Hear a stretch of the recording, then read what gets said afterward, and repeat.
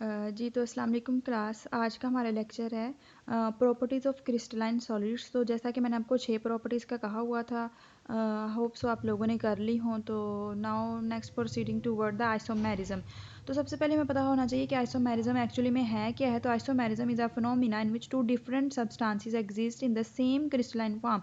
यानी कि दो डिफरेंट सब्सटेंसेस हैं, उनकी फॉर्म जो हैं वो सेम हो तो उसको हम कहते हैं वो आइसोमेरिज्म है।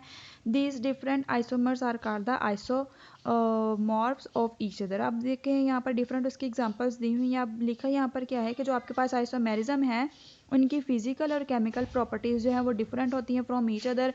Any how isomeric substances crystallize together in all other properties in homogeneous mixture. ठीक है, इनके मिक्सचर्स जो हैं वो आपके पास होमोजीनियस हैं। डिफरेंट एग्जांपल्स जो हैं आइसोमेरिज्म की यहाँ पर दी हुई है। यहाँ पर एक छोटा सा जो है वो बनाया है ओवरव्यू आपके पास। तो आइसो स्ट्रक्चरल देखें, आपके पास जो आइसोमेरिज्म है उसके डिफरेंट आपके पास टाइप्स हैं। तो सबसे पहले टाइप है उसकी स्ट्रक्चरल आइसोमर्स। तो उसको हम स्ट्रक्चरल आइसोमर्स कहते हैं। तो आपके पास यहाँ पर जो एग्जांपल दी हुई है वो आपके पास है ब्यूटेन की। ठीक है, अगर यहाँ पर लिख दो ये ब्यूटेन। ब्यूटेन का मतलब क्या है, ये 4 कार्बन है। 4 कार्बन आपके पास ड्रा किए हुए। तो जैसा कि आप लोगों को पता है कि यहाँ पर कोई सी भी हम साइड चेन लगा लें या हाइड्रोजन लगा लें, यहाँ पर भी हाइड्रोजन है तो उस ऊपर नीचे सभी कार्बन के साथ आपके पास हाइड्रोजन यहाँ पर अटैच हो जाएंगे। तो ये आपके पास बन गया एन ब्यूटेन। लेकिन जब हम देखें इसका आइसोमर्स है, यहाँ पर भी आपके पास 4 कार्बन ही है, लेकिन चूंकि इसको मैं आइसोब्यूटेन लिख रही हूँ क्योंकि यहाँ पर एक ब्रांच जो है ये इसके साथ लग गई है तो ये आइसो है। तो इस कार्बन की भी ऐसे वैलेंसी जो है वो पूरी हो जाएगी।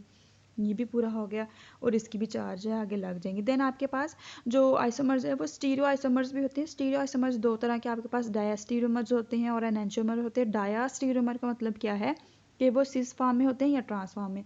सिस फॉर्म का मतलब क्या है कि जो आपके पास सबस्ट्रेट यहाँ पर लगे हुए हैं वो सेम हो। जैसे यहाँ पर आपके पास कोई सा भी अल्काइल ग्रुप लगा हो, अगर यहाँ पर CH3 है तो यहाँ पर भी CH3 है, अगर यहाँ पर क्लोरीन है तो यहाँ पर भी क्लोरीन है।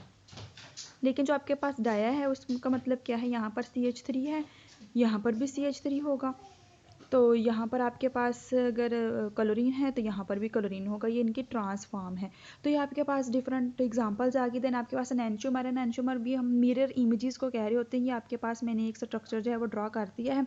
अब इसका अगर आपने आइसोमर्स ड्रा करना है तो आइसोमर्स सेम ऐसे ही है जैसे हम इसको मिरर में रखते हैं। दरमियान में मिरर है तो मिरर में क्या होगा, ये वाली चीज़ जो है ये आपको इस साइड पे नज़र आएगी और ब्रोमीन जो है ये आपको इस साइड पे नज़र आएगा।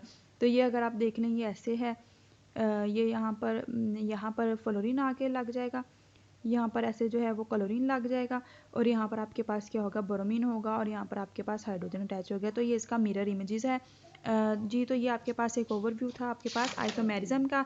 देन नेक्स्ट आपके पास पॉलीमेरिज्म है। पॉलीमेरिज्म का मतलब क्या है, phenomena in which a compound exist in more than one crystalline form. यानी कि एक से ज़्यादा फॉर्म में ये एग्जिस्ट करता है। आपके पास जो पॉलीमॉर्फ्स हैं हैव सेम केमिकल प्रॉपर्टीज़। इनकी केमिकल प्रॉपर्टीज़ सेम होती है लेकिन फिजिकल प्रॉपर्टीज़ जो है वो डिफरेंट होती है।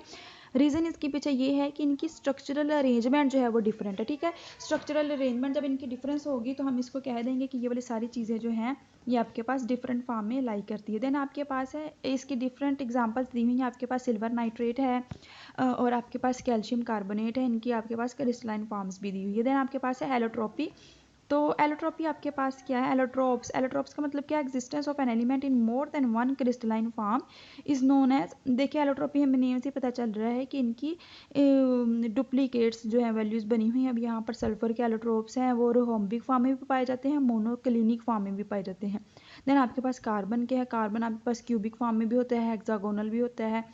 टिन है और स्टैनिक है, आपके पास क्यूबिक और टेट्रागोनल। एलोट्रोपी का मतलब क्या है तो वो सल्फर ही, लेकिन उसकी जो क्रिस्टलाइन फॉर्म्स हैं वो डिफरेंट होती हैं। स्ट्रक्चरल अरेंजमेंट जो है इनकी डिफरेंट हो जाती हैं जिसकी वजह से हम कह देते हैं ये उसके एलोट्रोप्स हैं।